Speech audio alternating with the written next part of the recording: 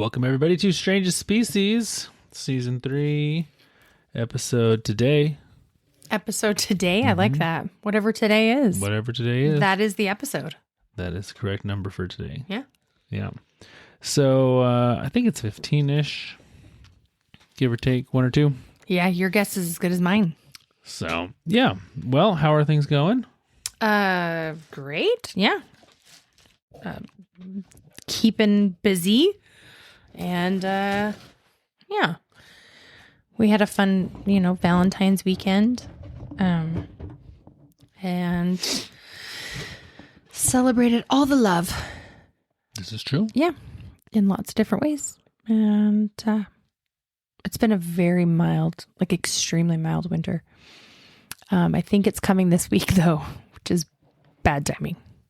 Yeah, it has been.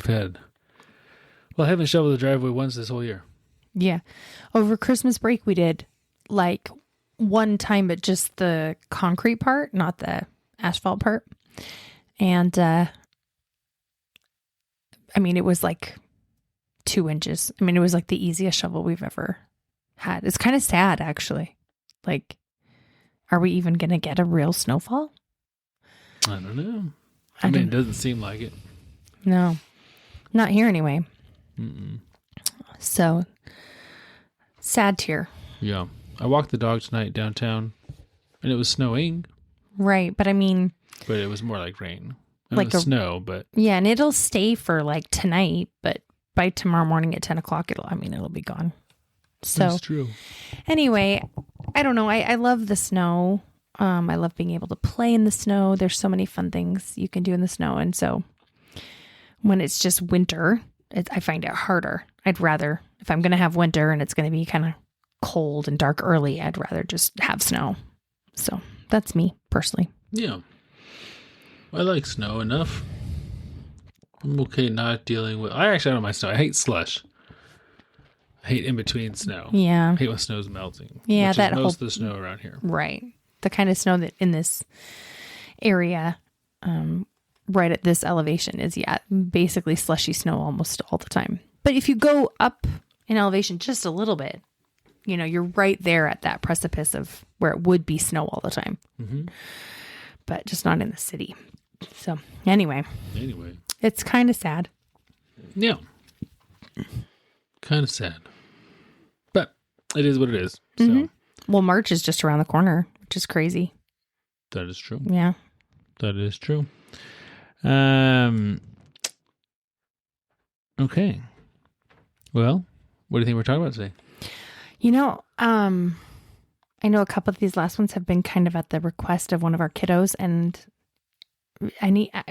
everything and anything could come to my mind about him, but he really likes the Sasquatch stories and kind of like you, Neanderthal stuff. So maybe it has something to do with that. Well, Neanderthal and Sasquatch are very different things. Aren't they similar? Neanderthals are very real. Sasquatch is not.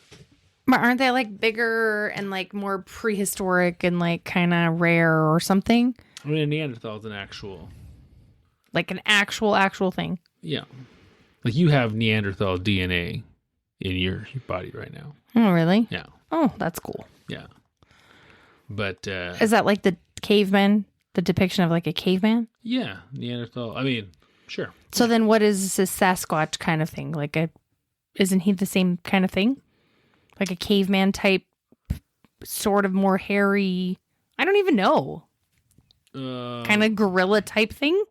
Yeah, he's a unknown bipedal cryptid, that stalks the forests of the Pacific Northwest. Okay, but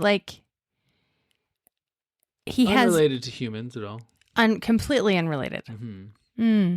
So he kind of bipedal, you're so scientific, he stands on 2 feet, which is kind of like a human.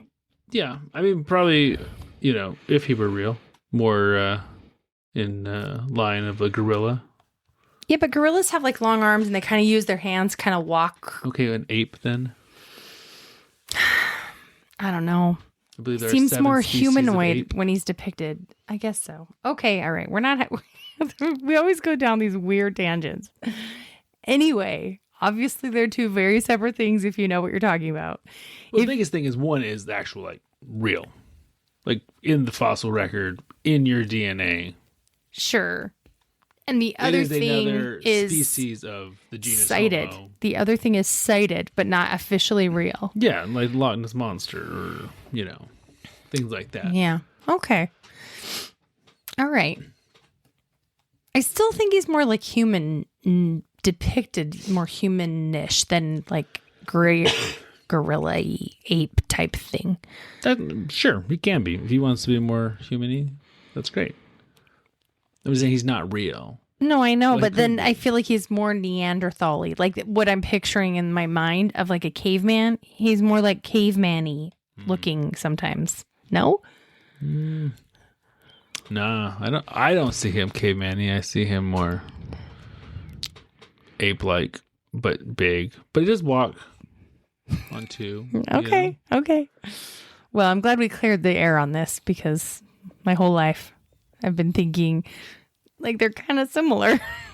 Yeah. I mean, they're kind of similar, sure. So, well, obviously they're very different. There's just that one huge caveat. One's real. Who's to say it's not real? Well, it could be real. That's exactly There's it. no evidence of him being real. I don't know. There's sightings. Where Neanderthal's like 1,000,000% real. I'm just going to go back. There's sightings, Mike. There are sightings. Yeah. I hope he's real. I know you do. You hope everything is real. You hope everything's haunted. You hope all the things. I don't hope for any of these things. I'm like, no, I'm fine if he's not real. That's fine. Or if he's just a mistaken caveman. Like he was sighted, but like he's just they thought it was a scarier looking version of a caveman. I don't know.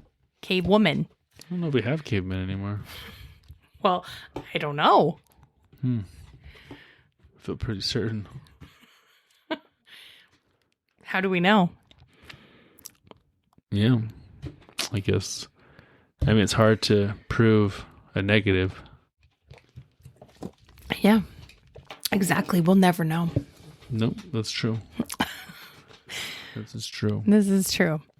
Well, we're not going to talk about him today. Could be a her. Or her. There could be a girl. I would assume so. Well, if they're real and they have to, procreate, then yeah. There's a what do you call a female Sasquatch? Sasquatcha? Yeah. Sasquatchet? I don't know. Sasquatchet. Okay, whatever. Let's. Okay, we're not talking about this, so let's stop then. Yeah. Tell me what we're really going to talk about. Maybe Is it something scary? I don't think so. Okay. But my definition of scary are relatively polar opposites. So Is it something that I will find scary? I don't think so. Or creepy? There's a little creep factor to it, but I don't think so. You don't think so? Okay. No. Because Lincoln does like that stuff too. He does. Yeah. He does. Okay. Okay, so my question today is, I want you to define this for me. What is an urban legend? How would you define an urban legend? Well, okay, would the Sasquatch be considered an urban legend? I think so. Okay, so... I mean, urban legends, I think Sasquatch is like on the periphery of urban legends. Okay, so with that in my mind... I feel like urban legends are usually a little more like... out there? Localized, specific to a region. Sure, so... I feel like it would be something that's kind of been passed down from generation to generation with a specific outlandish story or tale of something. But yes, like you said, in a localized area. Like it's not like I don't know, like we know of like the Loch Ness Monster, or of the Ogopogo if you are Canadian, I mean, but especially if you're from that area, you know more about it. But then they kind of can get bigger where it's like other people have kind of heard about it, or they kind of commercialize it turn it into something kind of for like a selling factor, right?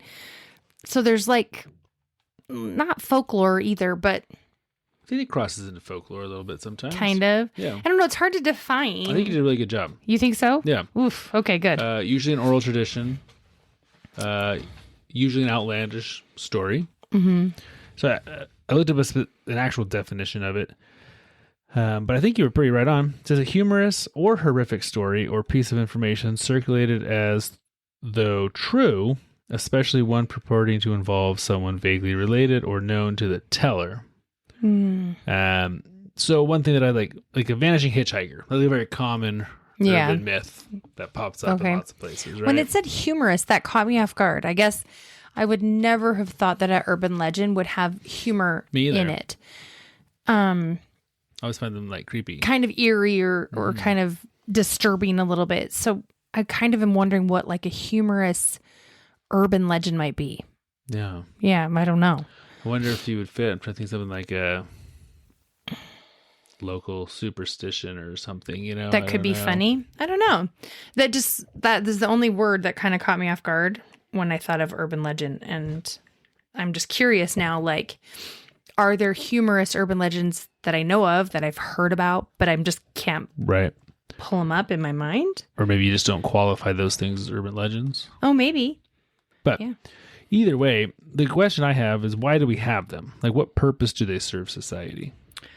I think there's an innate desire for certain people to want to be like creepified, to kind of want to like have that sense of fear or scariness, or I don't know, not me, but I think it's like people, obviously there's people out there that like scary movies and scary stories, and you know, I don't know. I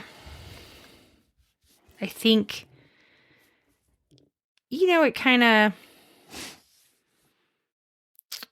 maybe unifies people in a weird way. I definitely think they unify people. I think as people, we have a general, as humans, a propensity to want to tell stories. Like that's part of our natural conditioning, you know? Okay. I have a couple other ideas and reasons, but we'll hold off a little bit here. Okay. It is interesting though, because you see them everywhere. Like urban myths, urban legends are, I mean, you pretty much find them in any culture. Yeah. And it's interesting. Oh, like is the man with the tall hat at the end of the bed? Yeah. What's his name? Shadow Man. Or the I don't know. Like the, why can't I think? I don't know. Hat Man. The Hat Man. Yeah. Tall. So actually, I was going to talk about him a second. Oh, you were? Yeah. So sometimes you see these urban legends even across many different cultures. Mm-hmm. Like Shadow Men. Right. Or Hat Man guys. Or, like we just talked about, Bigfoot, Yeti, Sasquatch.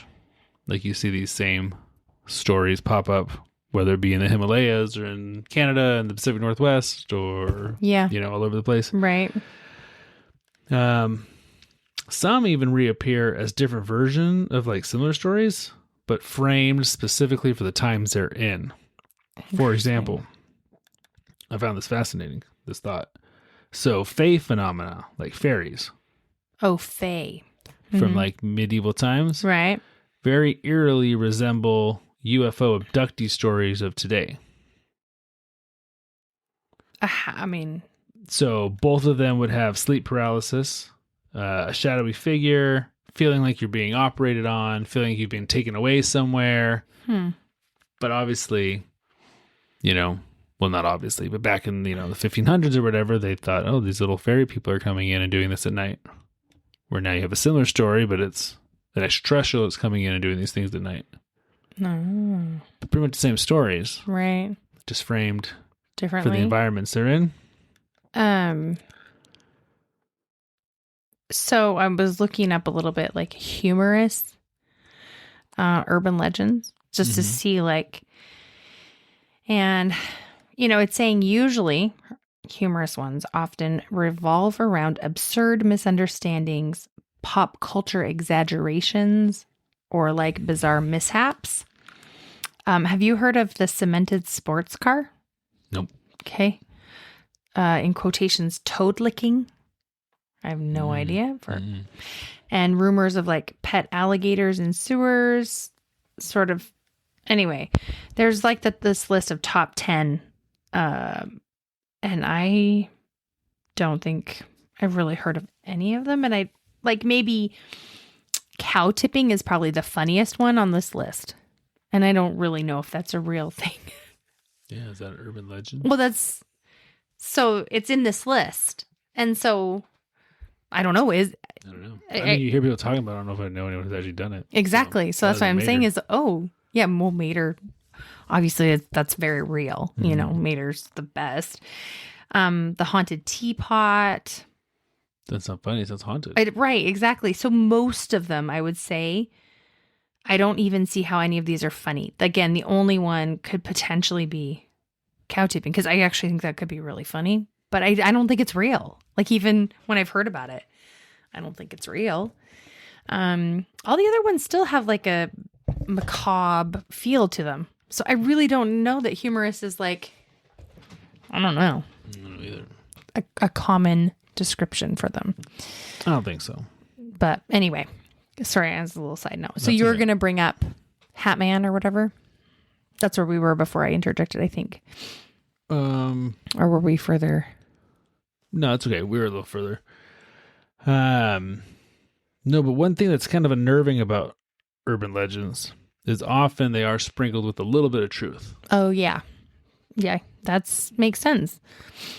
For example, Shadow Man, or, why can't I think what they're actually called? The top hat guy. Not a top hat, though. I feel like it was like tall or long or something like that. Like a Quaker hat. Yeah. Anyways, my brain's not working. That is a legit byproduct of a real life anomaly called sleep paralysis. Whether or not the shadow figure is real. Right. But the actual sleep paralysis is a real thing. Right. Sleep paralysis is a thing. And isn't seeing supposedly this similar shadowed shape, like described all over the world kind of thing? Mm-hmm. Which is kind of interesting, right? Mm-hmm.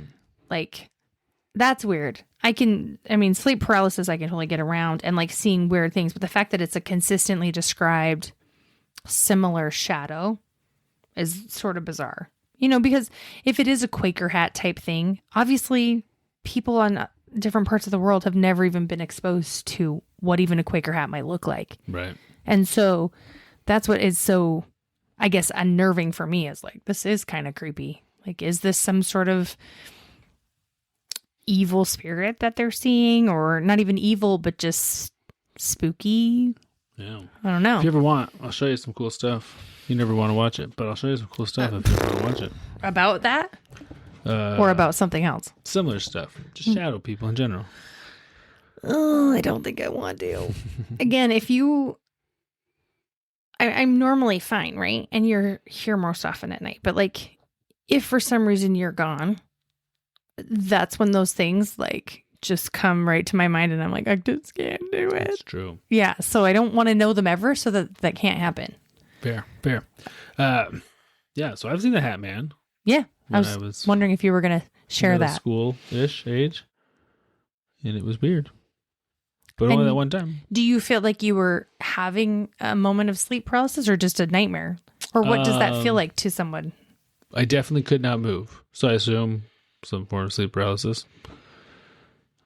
But could you really not move, or did your mind think you couldn't move? Like, I don't know. This is what I can't understand about sleep paralysis. Like, can you?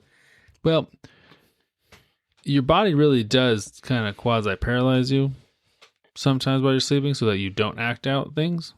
Oh. And I think the theory is sometimes you wake up kind of in that middle of that state, so you can't move, but you're kind of awake, but still kind of dreaming, and there must just be some baseline, like enough alertness in your mind or whatever to be aware of not being able to move, but really it's probably not that long of a time that you are in this like state, seconds, right? But it feels like in your weird, right? Yeah. Now there is also another part of sleep paralysis called the old hag syndrome. I've heard about Or it this seems too. like there's this creepy old hag like sitting on your chest, which would be super terrifying. That I have not experienced. Like that feeling of some pressure on You your can chest. see her, but yes. Oof, right It's there. literally that. She's like right in your face. like my but why kids your when they brain used always to goes wake to up. like an old hag or this similar shadowy person? I don't know. I feel like when our kids were little, just like- Vienna. well, not even just being, I feel like all of them, they were like, they didn't want to wake you up, but they were like awake and they were Yeah. sneaking into your room. And then all of a sudden they're like right in your face and you're like freaked out and trying not to scare them because they scared you and you just want to react. And you're not mad, but you're just like, whoa. I'm kind of mad. It's like this, it's a guttural feeling, right? Like it's just like a thing that happens. Like, I'm not mad. You just scared me. Like, it'd be so nice if they just like tapped you on your Or arm like first said something. and was like, mom, instead of just like staring at you from like 2 inches away from Vienna your would face. like crawl along the floor and stuff. She was like a psycho. Oh gosh. I think she was like trying not to wake us up, but also scared. Yeah, I think that's what was probably. happening. I don't know. You see Anyway, the door slowly open, Yeah. and no one there, and you hear this shuffling across the ground. it's the trauma. Oh my gosh. So, anyways, today we're gonna talk about a few folklore, urban legend kind of things. So Do you think they're ones I've heard of? no. Okay. So both of these stories are ones that Lincoln wanted us to talk about, Okay. and I thought, okay, well, how can I? Neither one of them are like full episode worthy, like Oh, so not just- worthy. They're cool stories, but not long enough, you know. Right. I get you. And so that's why I kind of decided, okay, let's frame this into All the urban legends. Or what's some. the point of an urban legend kind of thing. So I still don't know what the point is, except for, again, that we're gonna talk about that again later. desire of people to like kind of want to be scared or like spook themselves out for some reason. Yeah, I think they have an actual purpose. Oh, okay. Well, I'm excited to hear. Yeah. Yeah.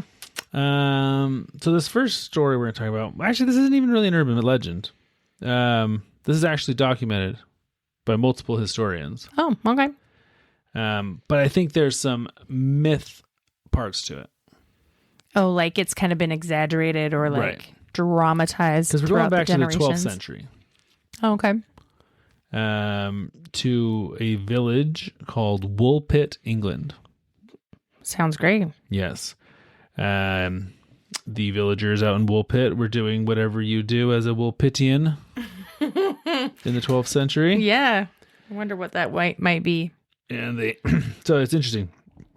The town is Woolpit, like sheep wool, Yeah. but the town found these two kids stuck in a wolf pit, as in the animal. Yeah. So they would But- dig these big pits Don't to they? catch wolves.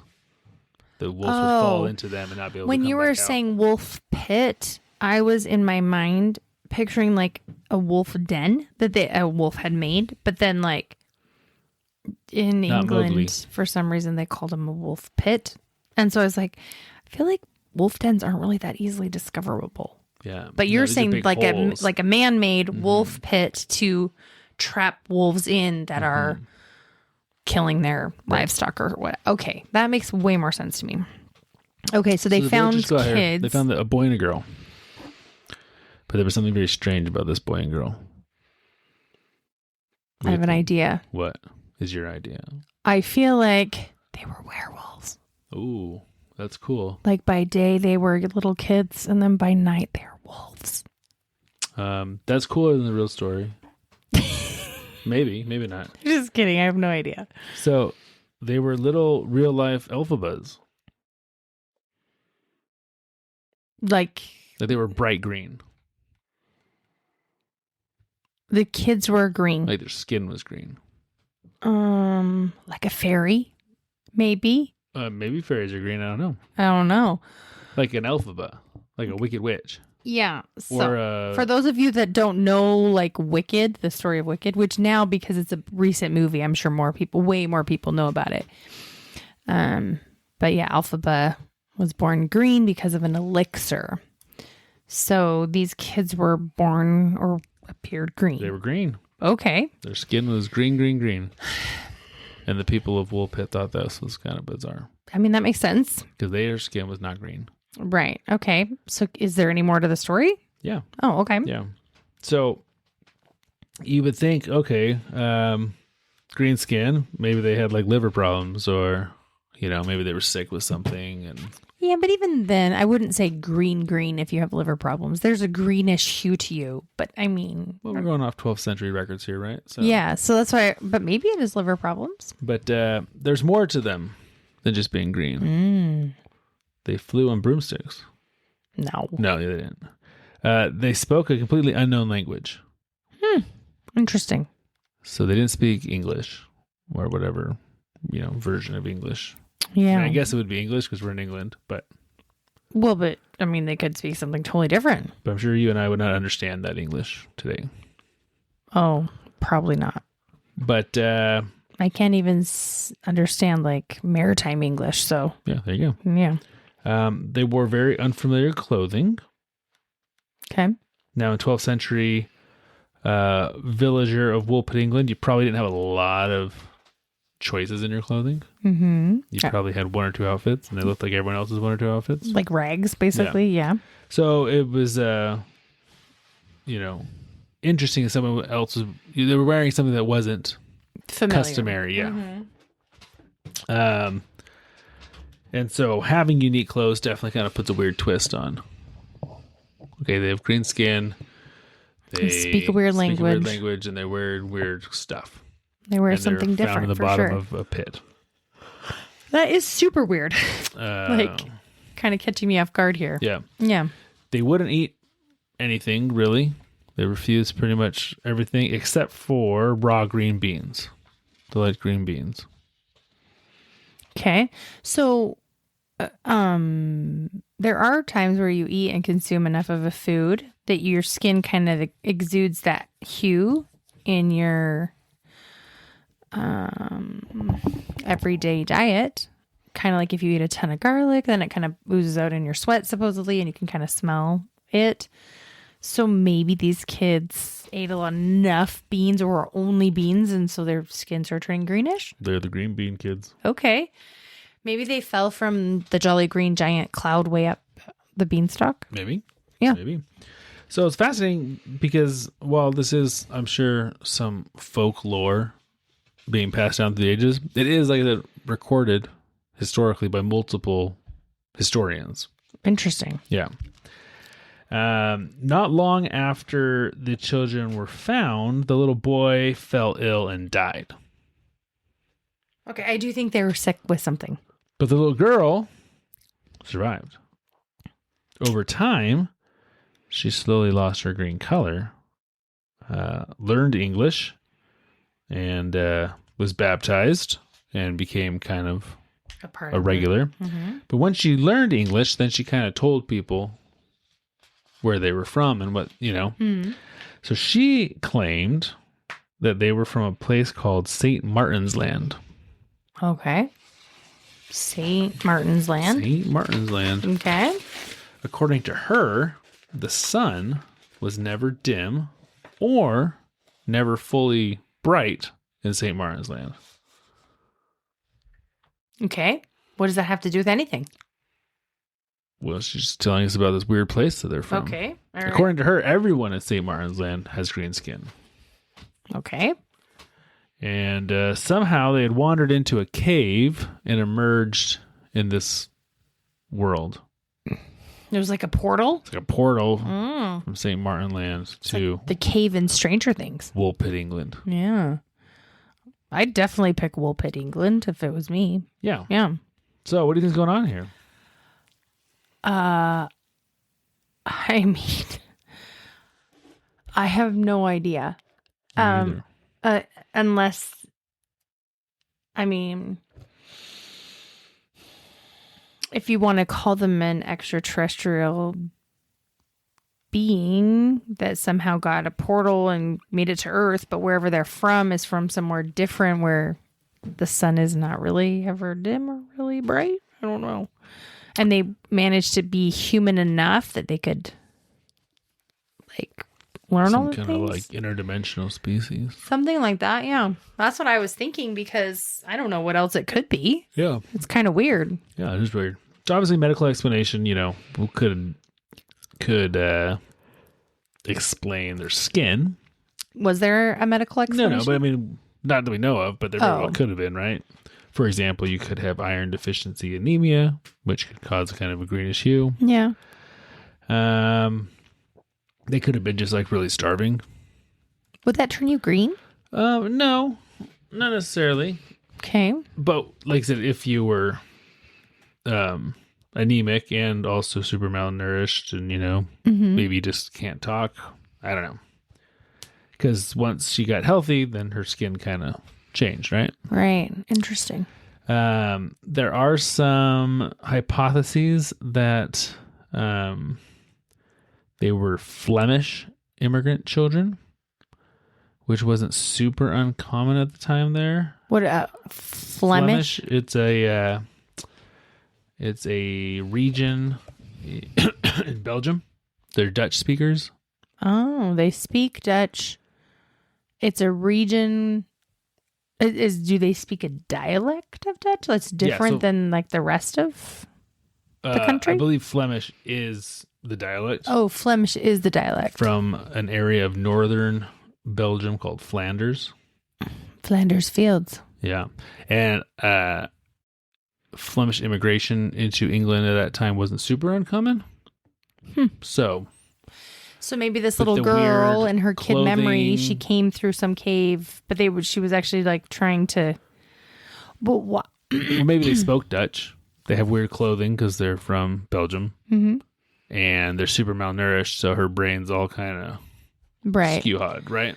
The greenness is still strange, but unless it's a biological, like something that they were sick with, right? Because it seems like her skin changed. This seems like the most probable thing. I don't know anything about Flemish history at all. I've never heard of it before. Is there a reason why they were coming to England? Yeah. Okay. So that's in my mind. It's like, I guess if you're saying it wasn't uncommon to have people coming. I mean, usually you don't leave your country unless there's some sort of persecution, famine, like a reason to leave. But it sounds like a very probable scenario. Yeah.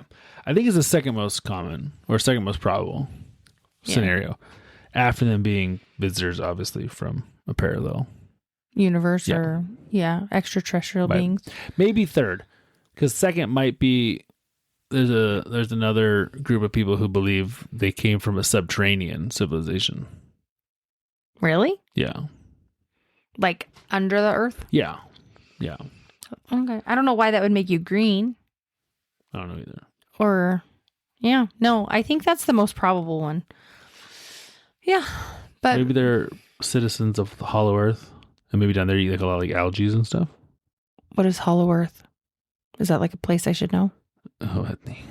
Is that a show? We gotta do a whole episode on Hollow Earth. Hollow Earth? Yeah, there's a whole bunch of people who believe the Earth's hollow, and there's a whole like civilization inside the Earth. Oh, these are different than flat Earthers.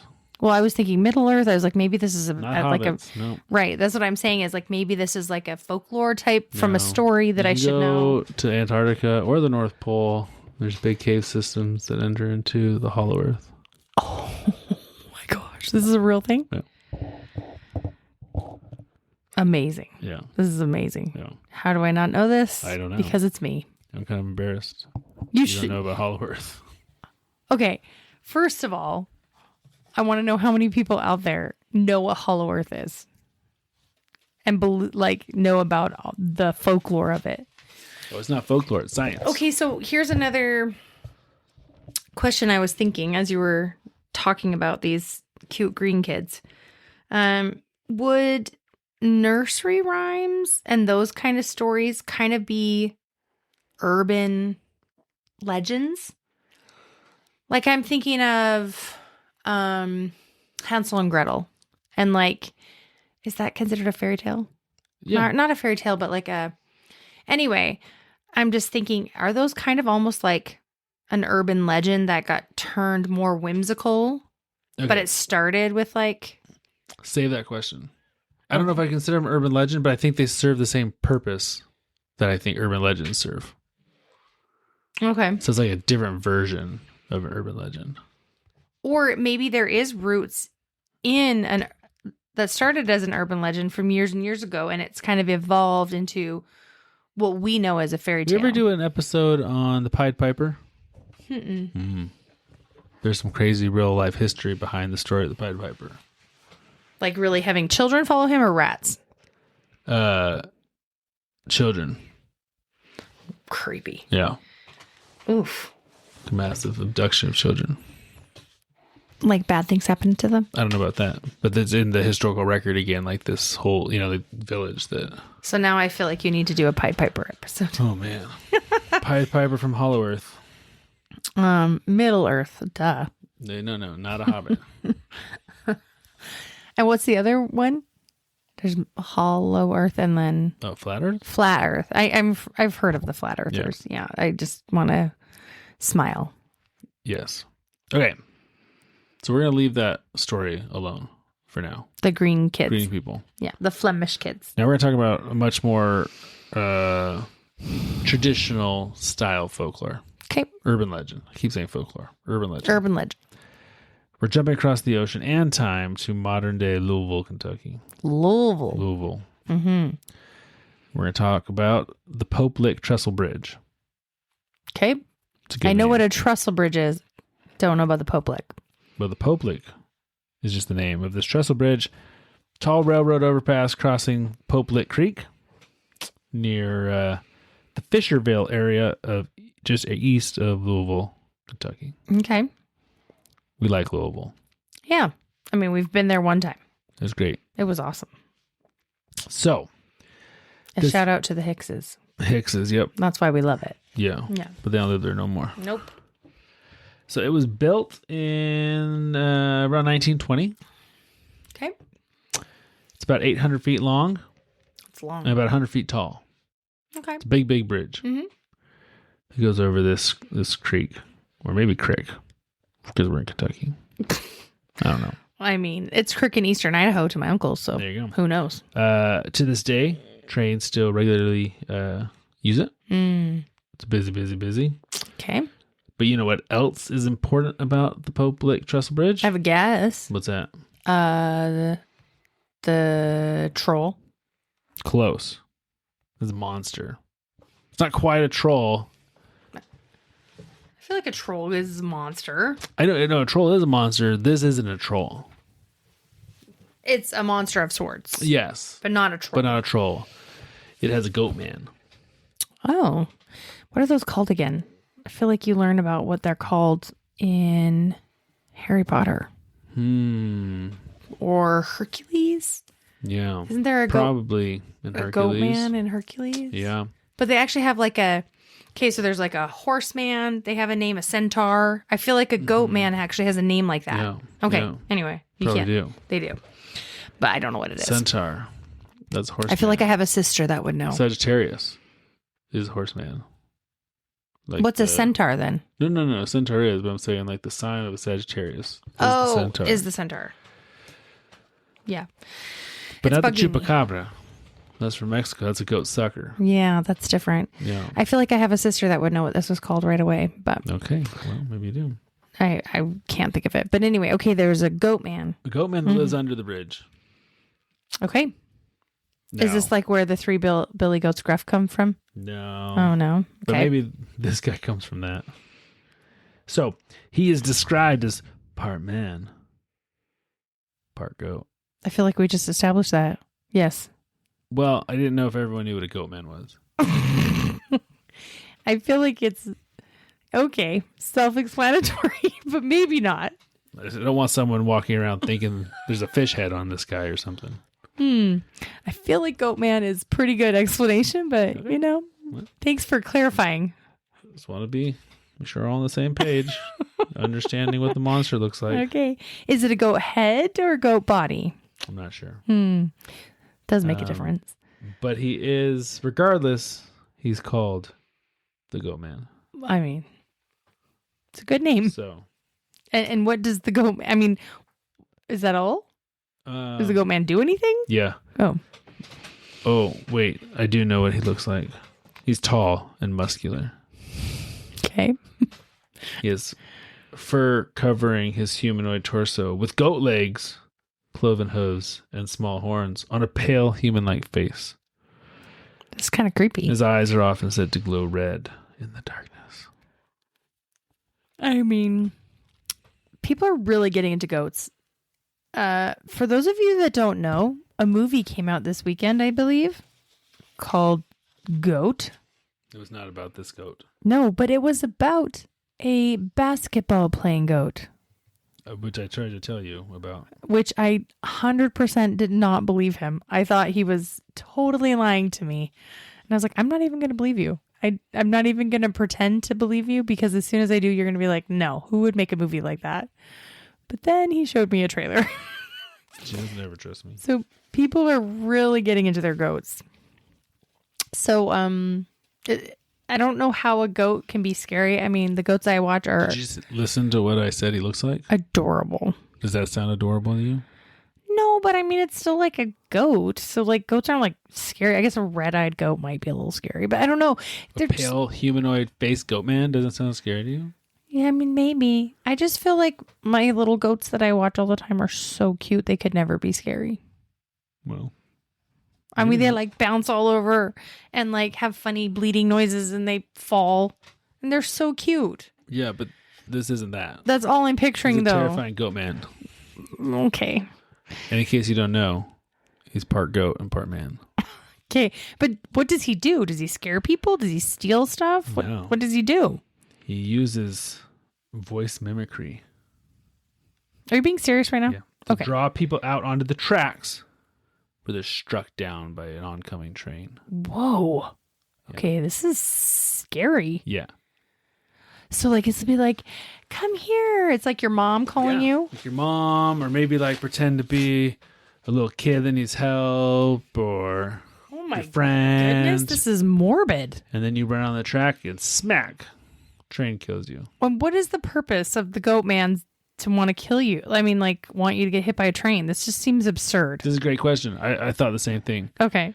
If you were a goat man, which I assume being half goat, half man. Actually, I don't know if it's half and half. It could be like 60-40. Mm-hmm. I don't know if it's full 50-50 goat man. You'll never know. I don't know. Okay. But there probably aren't a lot of goat men in the world. Mm-hmm. So why spend all of your time living under a bridge in Kentucky being a ventriloquist? Yeah, why not like go live your cool life and be like a famous spectacle at the circus? I think you could make a lot of money being a... Lake a lot of money? Yeah. You can make a lot of money being a goat yoga instructor. Because everyone wants to do goat yoga? Yeah. And you're like, I'm a yoga man. I'm a yoga goat. I'm a yogi goat. Okay.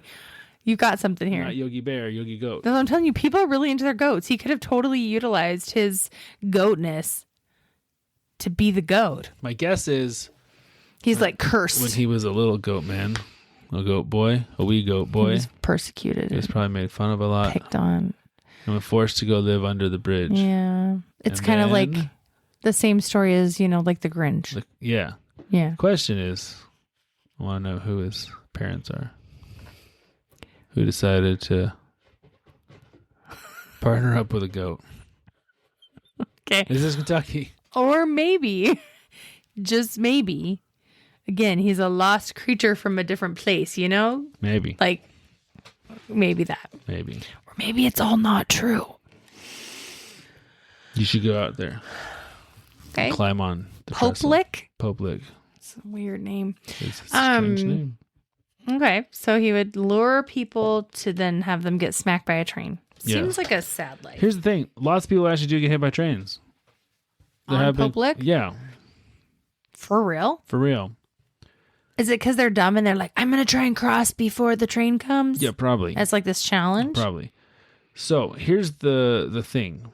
So despite it being a urban legend and this mythic story, the danger around the Pope Lick Bridge is really, really real. Right. Right? The danger is real, yeah. The bridge and tracks are very active, and lots of people have fallen from the trestle, hit by trains, hurt really bad trying to explore it, climb up it. Mm-hmm. So, and I think that's where some urban legends, the point of them. Right. I think there are real life dangers. And so they're meant to scare you so you don't go near them. Right. Right. So almost like a parable. Almost like a parable. Like they have a double meaning. I think a lot of fairy tales are the same thing. Or a deeper meaning, if you will, not even a double meaning. I mean, it can be like, a kind of creepy, eerie story. Or it can have sort of a moral, like, hey, stay away from the Pope Lick Bridge because you could fall off, or you could get hit by a train, or you could die. Or get eaten by a goat man. Or get stuck, like your foot gets stuck in what is the slat of the track or whatever. And so I think you're right. Like it is a safety story, a precautionary story, but also I think a lot of them maybe evolved as a form of like code communication. What do you mean by that? During war times, or like, I don't know, like you would be like, the red door has a this or that, and it means more if you know, and you're like, but you're not actually saying the words.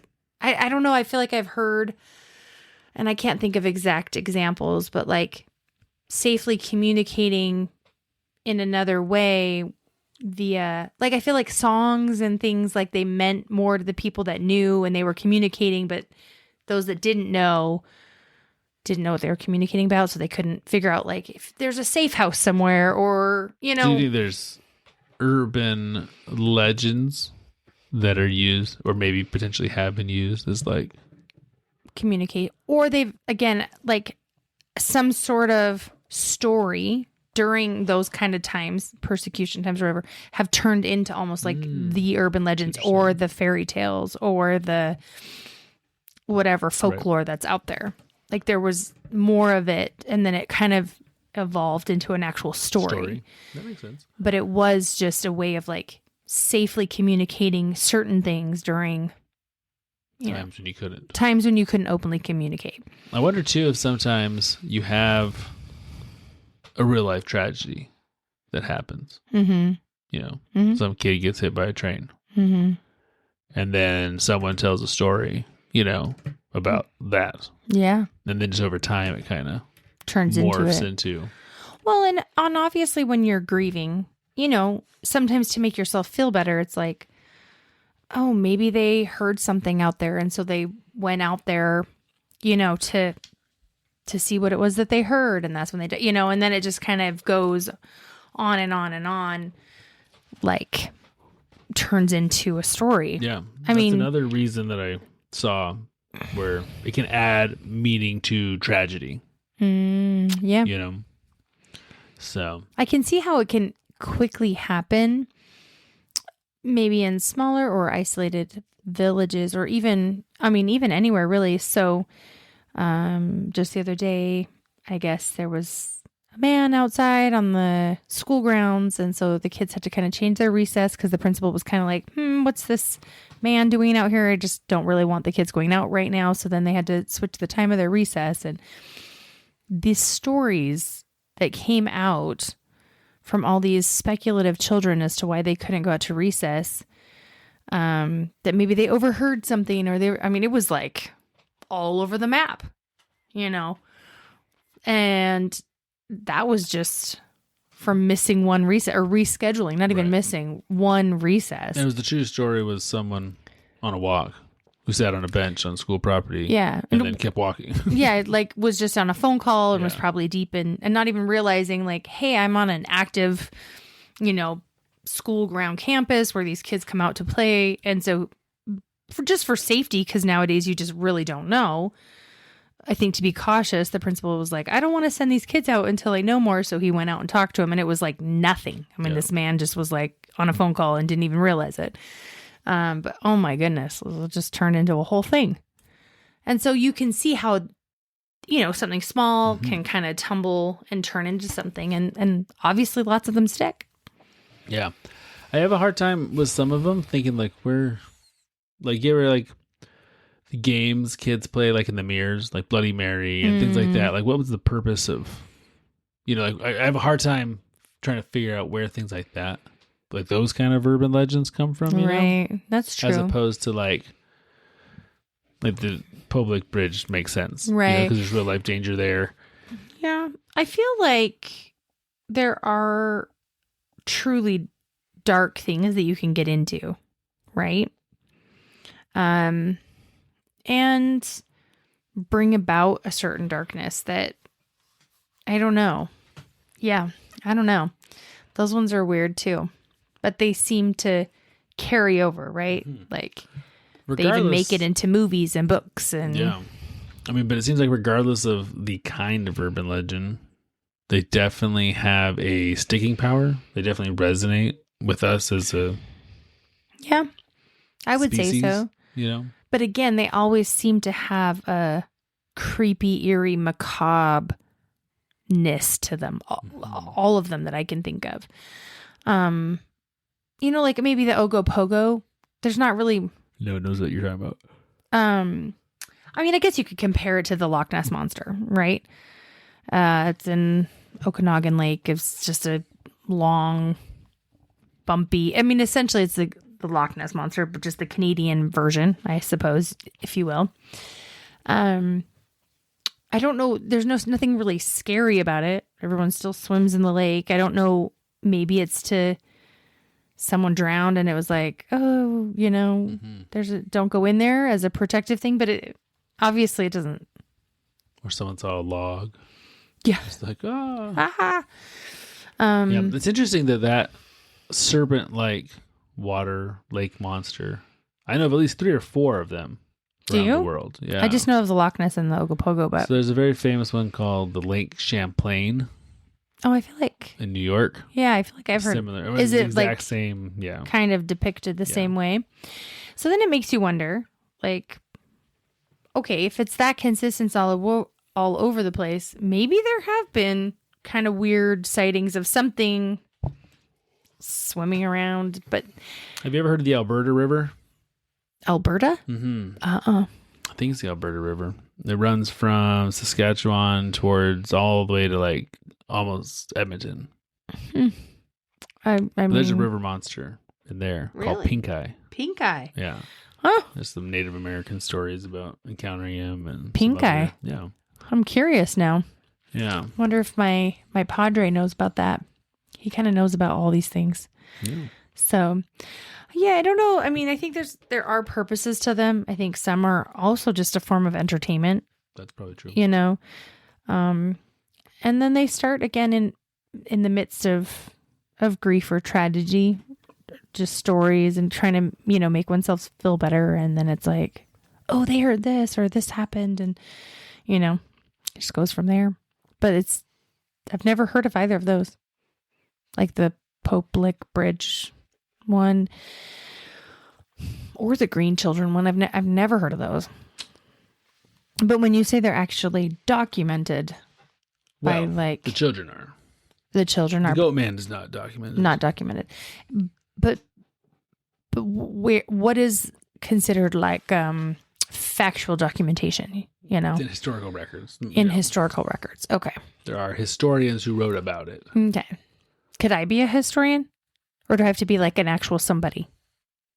Well, you could be a historian. Like if we thought there was a time warp, you know, in our house because our child like literally went missing and then like just appeared. Yeah, that was creepy. And I wrote the story. And then it was, can I be considered a historian? You can. But these are like actually like. These are actual like historians. Yeah, historians who that's their job, is they write histories. That's what I was wondering. And there's multiple ones of them, right? Which is also. Could be. And then if you also had like a news report about it and your neighbors report about it, then sure, you know, you have some firsthand experience with it. Interesting. Yeah. I was just curious what defined kind of like a factual, historical kind of situation. Maybe just an article in a paper or something. Very cool. Yep. Nowadays, I mean, you'll never know. Because you can write it, you can read it, you can type it, you can AI it, you can do all the things. True. So. And if anything happens, we all know instantly. Basically, yeah. So. That's true.